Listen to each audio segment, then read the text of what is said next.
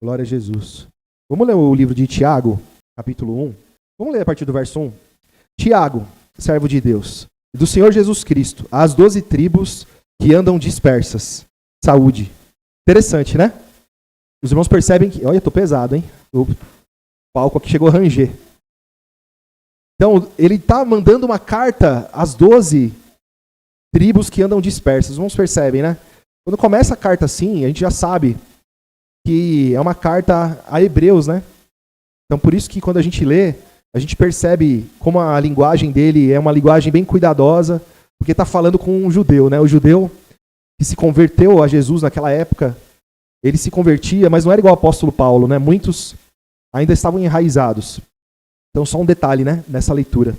Verso 2. Meus irmãos, tende grande alegria quando enfrentardes várias tentações. Olha que conselho, hein?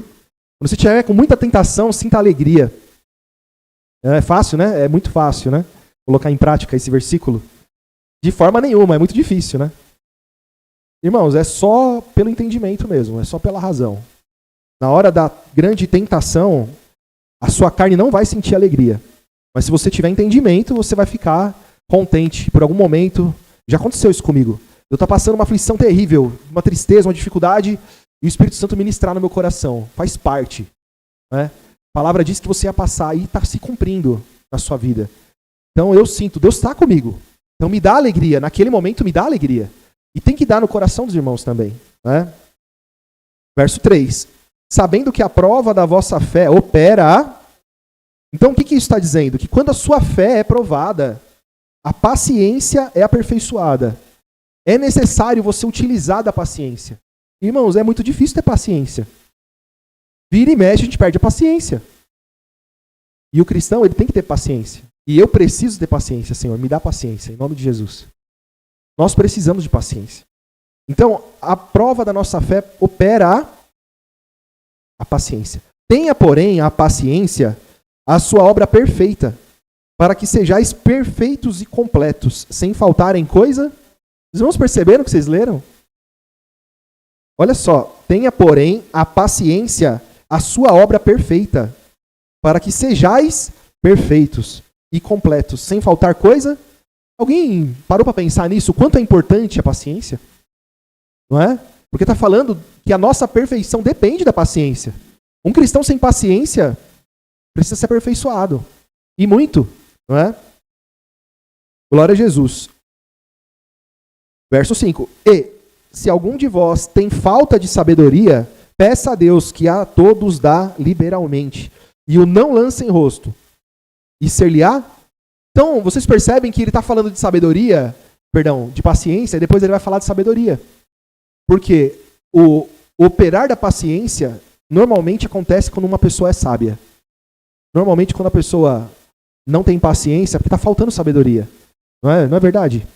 Falta dentro dela maturidade, falta dentro dela sabedoria. Resumindo, é isso. E essa palavra já me constrangeu aqui, né, nesse momento. Porque eu muitas vezes perco a paciência. Estou confessando aqui para os irmãos. E eu não tenho dúvida que na vida dos irmãos também é assim. Então nós buscamos a perfeição. A palavra nos fala muitas vezes sobre a perfeição. Sermos perfeitos como é perfeito o nosso Pai que está no céu. Está lá em Mateus capítulo 5. No último verso, né? Glória a Jesus. Tem um texto numa carta de Pedro também. Que fala sobre sermos santos como é santo o nosso Pai que está no céu. Salvo erro, né? Glória a Jesus. Então, irmãos, ele diz assim no verso 6, peça, porém, com fé, em nada duvidando, porque o que duvida é semelhante à onda do mar, que é levada pelo vento e lançada de uma para outra. Então, na hora da sua dificuldade, da sua aflição, quando você está sem paciência, que você quer logo que aquilo se resolva, que você quer logo que aquela tempestade acabe, que aquele deserto, aquele sofrimento, aquela dor se encerre. Está te faltando paciência. E aí você vai buscar Deus em oração, você levanta e o seu coração está saindo pela boca. E você está ansioso ainda. Então peça com fé, pede sabedoria. Me dá, Senhor, sabedoria para eu lidar com isso. Para eu ter paciência, para eu esperar no Senhor. Para eu confiar que o Senhor vai me ajudar. Me ajuda, Senhor. Acrescenta fé no meu coração, pede. Me dá sabedoria, me dá paciência. Ora de novo, não é? Exercita, porque é isso, é o exercício, não é? Que te faz Eu uso o exemplo de uma criança. Você pega uma criança, você pegar o Lucas aqui por do meu lado. Ele tem a mesma quantidade de músculos, de nervos, de tendões, de ossos que eu. Não é? Mas eu tenho mais força que ele, eu me exercitei mais, eu me alimentei mais tempo. Eu já passei por uma fase de crescimento. Então ele ainda vai se exercitar, ele ainda vai aprender. Então nós somos assim, né? Se a gente usar essa figura para a vida espiritual. Então, o exercício da sua fé, o exercício da sua batalha diária, de permanecer firme, de não abrir sua boca, de não murmurar, de não reclamar, de não amaldiçoar. Não é? Porque às vezes até isso acontece, e não pode acontecer. Começar a sair palavra torpe da sua boca. Aí você não está exercitando a fé.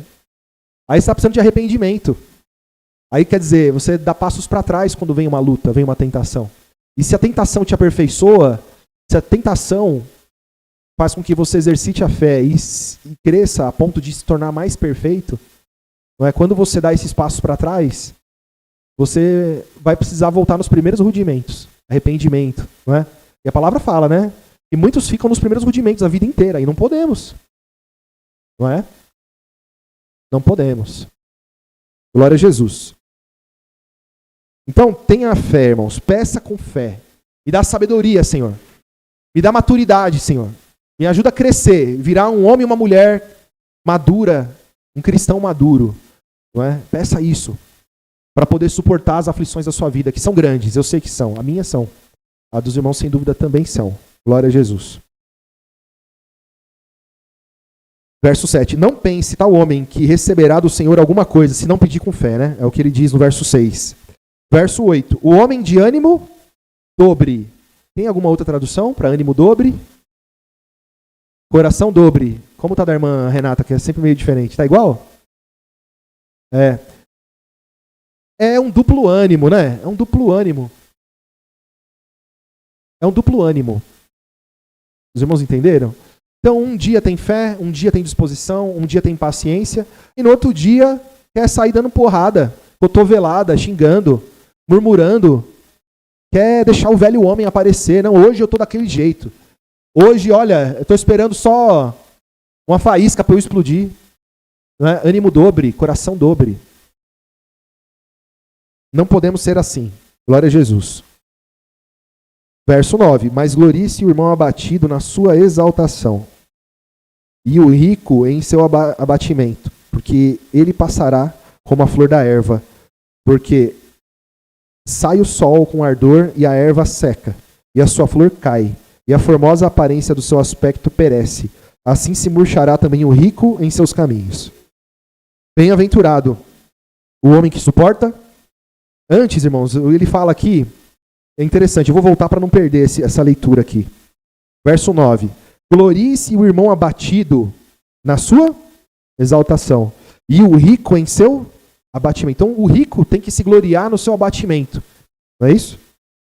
E o irmão abatido, gloriar-se na sua exaltação. É olhar, como dizem, né? O copo meio cheio, e não metade vazio. Não é isso?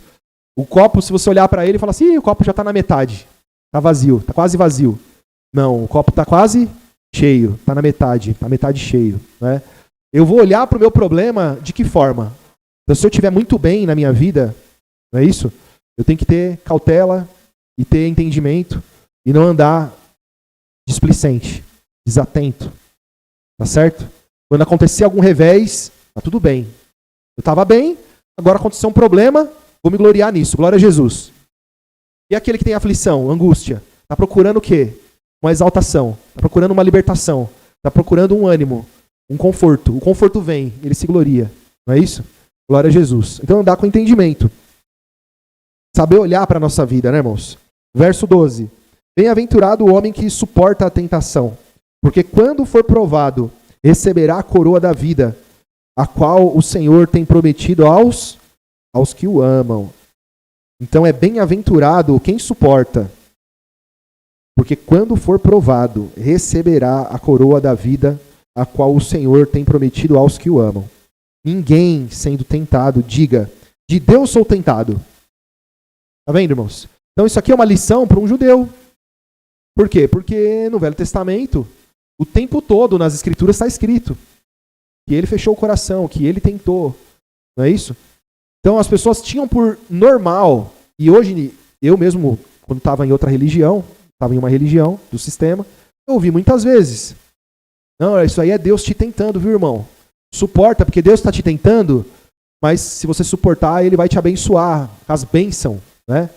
Então, olha, Deus está te tentando porque lá na frente vai ter uma coisa especial para você. Deus está me mostrando aqui, viu, irmão? Ó, Deus manda te dizer. E aí vai te dar uma profetada. É assim que funciona no sistema, não é? Mas o Evangelho ensina que Deus não tenta ninguém, irmãos. É o que está escrito. Ninguém sendo tentado diga, de Deus sou tentado. Porque Deus não pode ser tentado pelo mal. E a ninguém tenta. Mas cada um é tentado quando atraído e engodado pela sua própria concupiscência. Depois, havendo a concupiscência concebido, dá luz ao pecado. E o pecado... Vou ler o verso 15 de novo, por causa do barulho, irmãos. Quem está ouvindo a gravação não está entendendo, talvez. Depois, havendo a concupiscência concebido, dá a luz ao pecado. Dá à luz o pecado. E o pecado, sendo consumado, gera... O pecado dá luz, né? Então, irmãos, na verdade existe em nós as nossas fraquezas. Dentro de você, dentro de mim, de todo homem e mulher, existe a tentação da carne. É uma coisa que está dentro de você. Ela vai se manifestar. E pode ser que o inimigo te tente, sabendo as suas fraquezas. Pode ser que o inimigo use algum infeliz desse mundo para te prejudicar, para te perseguir, para te causar algum mal. Ou pode ser que você naturalmente, pelas intempéries da vida, venha se colocar numa situação difícil. Não é Deus que está fazendo isso. Nunca vai ser Deus, porque Deus não faz isso. Deus não nos tenta. E nem pode ser tentado pelo mal. Só daí já é uma revelação enorme, não é? Só que o pecado, sendo consumado, ele gera a morte, não é?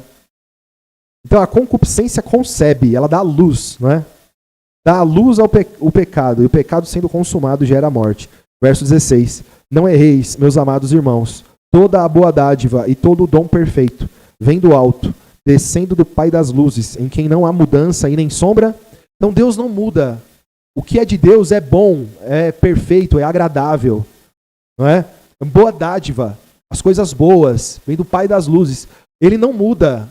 Então essa história de que não, é porque de vez em quando ele faz, isso não é de Deus. Esse texto, ele nos dá esse entendimento. Deus não mexe na sua vida, não toca no seu filho. Quem disse isso é mentiroso. Deus não faz isso. Vou pôr a mão no seu filho. Eu vou espremer, eu vou apertar, eu vou pegar seu marido, eu vou passar na peneira.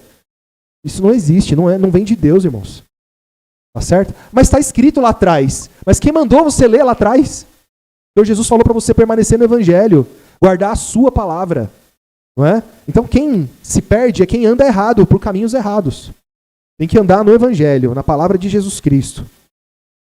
Glória a Jesus. Então, irmãos queridos, vamos pegar um texto aqui da prática, em Atos. Olha que interessante, irmãos. Atos 16. Vai ser aqui mesmo?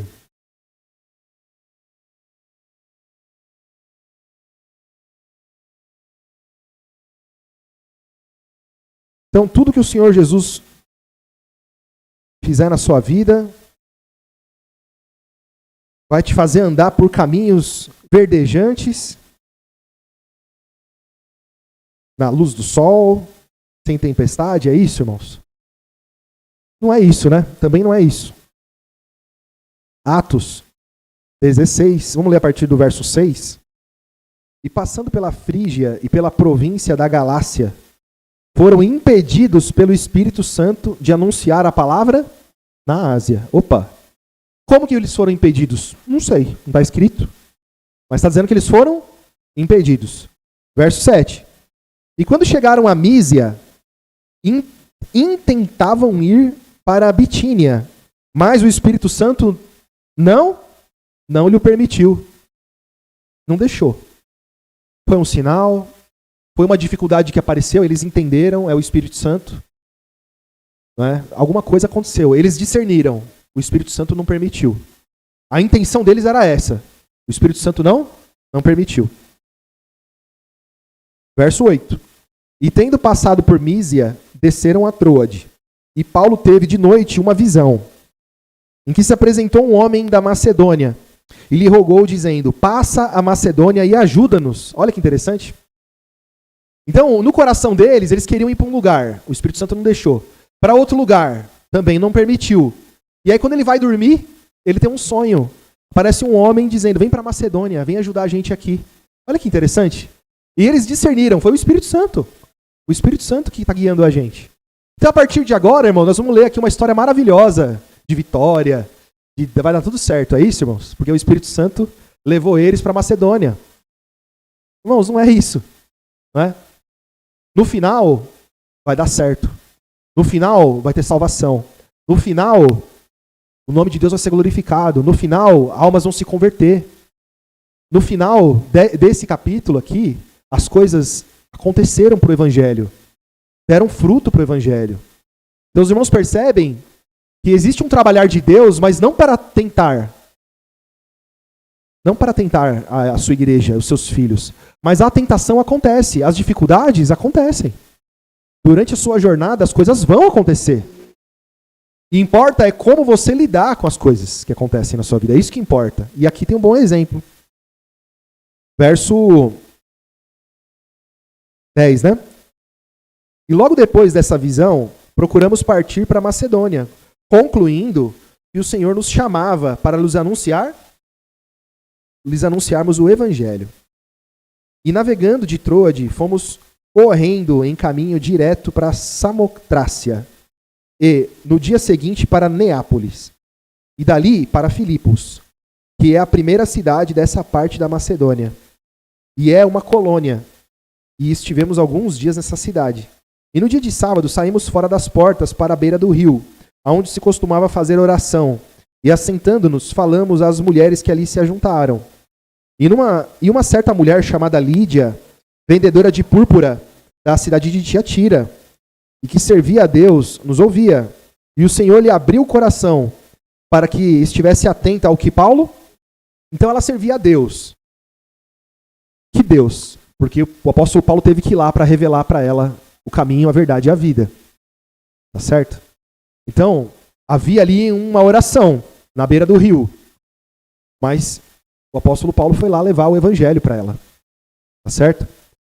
Verso 15. E depois que foi batizada. Então, ela não só ouviu, mas ela ouviu e creu.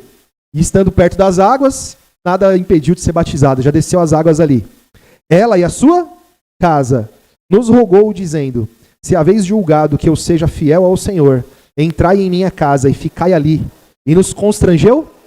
Então veja, eles tinham uma missão, chegar na Macedônia e pregar. E chegaram. É uma região da Macedônia aqui. E ela creu de tal forma, fica mais, eu preciso aprender mais. Fica mais perto da gente aqui e nos anuncia mais precisamente. Não sei o que foi dito, irmãos, mas é algo desse tipo. Ou vem aqui e aproveita aqui a minha casa, aproveita aqui da minha piscina, aproveita aqui da comida, do bem-estar. Não foi isso, né, irmãos? Ela queria o quê?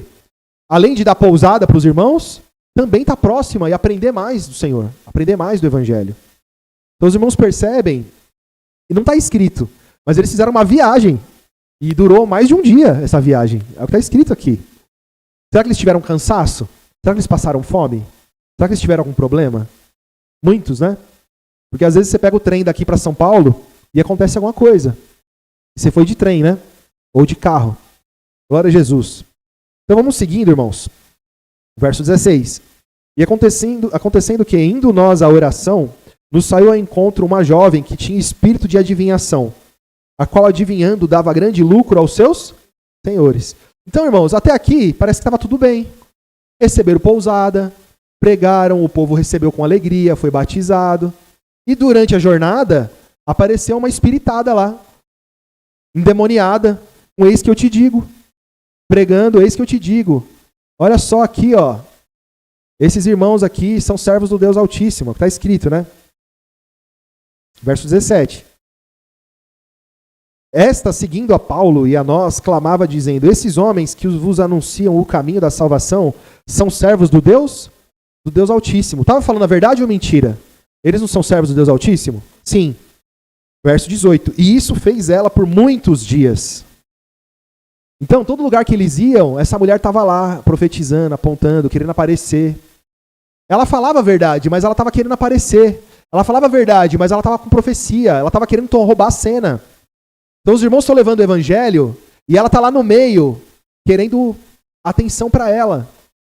Não sabemos exatamente como que é, mas o que dá para entender é que o apóstolo Paulo discerniu essa mulher. Não é isso?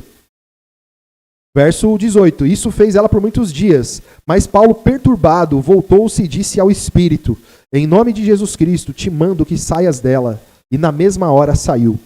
E vendo seus senhores que a esperança do seu lucro estava perdida, prenderam Paulo e Silas e os levaram à praça, à presença dos magistrados.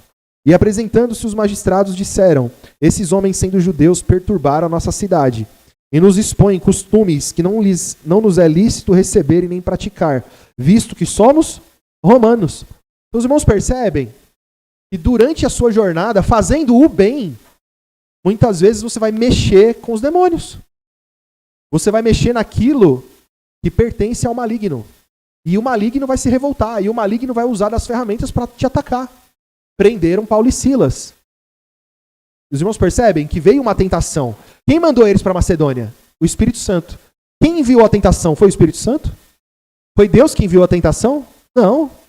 Foi os demônios. Não é isso? Eles mexeram lá com uma mulher que adivinhava. Como ela tinha senhores, essa mulher era uma serva. Tinha senhores que dominavam sobre ela. E essa mulher tinha poder de dar lucro para eles. Como que era isso? Eu não sei. Se eu trouxer para os dias de hoje, é o que acontece, irmãos. Você fala do evangelho para alguém, esse alguém está dando dízimo em alguma igreja por aí, preso na lei. Tá certo? Você está mexendo no lucro de alguém. Certo? E acima desse alguém que recebe lucro, tem o príncipe desse século, que engana todo mundo, que não está contente nem um pouco com a sua atitude, com a sua vida sem corrupção, de santidade, levando a palavra da verdade, vivendo uma vida santa. Então as coisas acontecem na sua vida, e você fala assim, meu Deus, mas o que aconteceu aqui?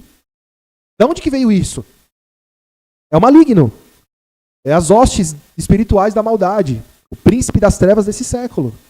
Vai usar uma pessoa, uma situação, uma condição para te abalar, para te fazer ficar abatido, não é? Então, eles foram presos, Paulo e Silas, né? Porque aqueles homens eram romanos e não queriam nada de evangelho. Para com esse negócio de evangelho aqui. Já começou a tumultuar aqui a região. O povo aqui tudo cria em um monte de deuses. Estava tudo bem, até esse povo crente chegar aqui. Né? Prenderam eles. 22. E a multidão se levantou unida contra eles. E os magistrados, rasgando-lhes as vestes, mandaram açoitá-los com varas. E aí é a hora que eles sentem alegria, grande alegria por passar por muitas tentações. Imagina você apanhando de pau, né? Alguém amarrar você e mandar um soldado te bater de vara, te espancar de vara, não é? Mas o que passa pela cabeça do cristão?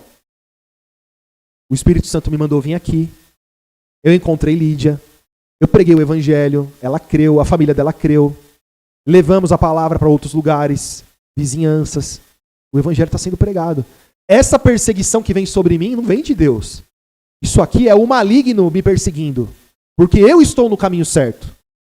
Então, quando nós passamos por grandes aflições, quando vem sobre nós uma enxurrada, quando acontece uma tempestade, irmão, fica atento. Você está no caminho, muitas vezes. Discerne a situação. Eu me intrometi em negócio alheio? Eu estou fazendo obra de injustiça? Não. Eu estou congregando, eu estou orando, eu estou buscando fazer o que é certo. Glória a Jesus, essa tribulação não vem de Deus. É um combate para bater a minha fé. E eu não vou cair. Eu não vou desanimar. Eu não vou voltar para trás. Jesus está na minha vida. Você vai discernir.